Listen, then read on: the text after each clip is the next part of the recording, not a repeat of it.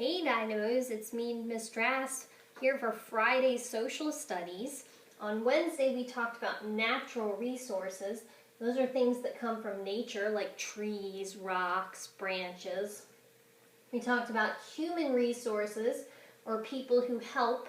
We talked about the people who helped make the maple syrup.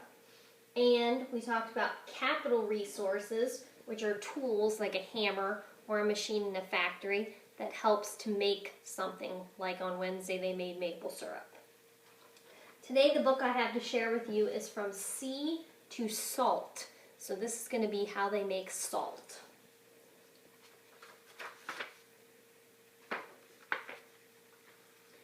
I like salt on food.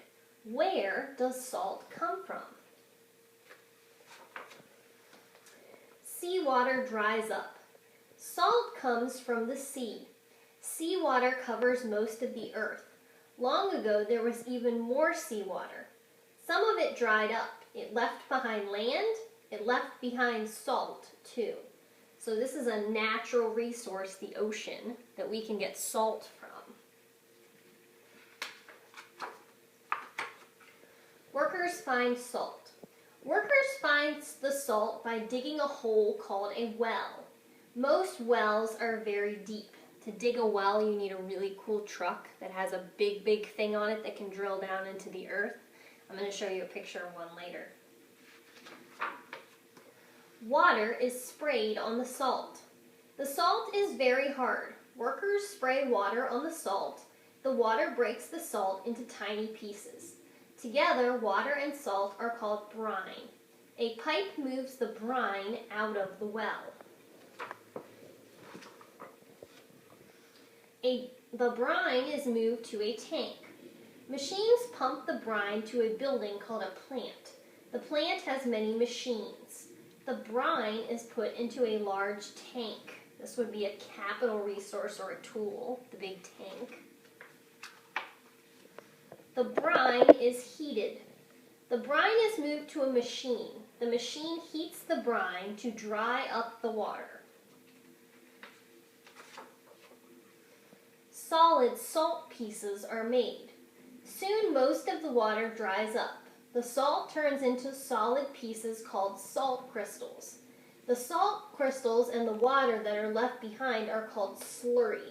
This picture shows slurry very close up. So salt actually is shaped like little squares and rectangles like they show in this picture.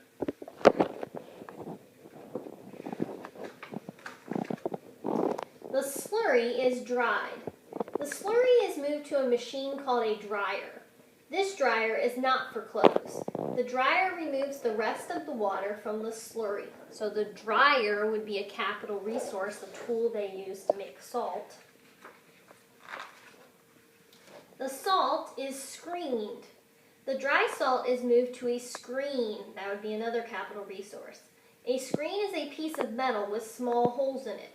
The screen separates big salt crystals from small salt crystals. We use small salt crystals on our food. So this guy would be the screen guy. He would be a human resource. The salt is put into boxes. A machine puts the salt into boxes or bags. Most salt for people to eat is put into boxes. Trucks take the salt to stores for people to buy. This guy's working. He's like the salt checker to make sure everything's okay. Salt adds flavor to my food. People like to put salt on many different foods. I like salt on potato chips and vegetables. Salt can help food taste good. The end. So you know how yesterday we folded this paper in half? Here's the other side. So today for the salt book, we're going to draw a human resource and label it. We're going to draw a natural resource and label it. We're going to draw a capital resource and label it. And then we're going to draw what they make, which is salt, and label it. I'm going to show you my example. So for a human resource, I picked the boxer, the guy that was watching the boxes go by. The natural resource I picked was salt. comes from the ocean. This is the well digger truck. It has this big long thing on it, and that's what goes into the ground to drill the salt out. And then the product was salt, and I labeled them all. So you're in charge of filling out a production process for salt today, okay? See you guys later.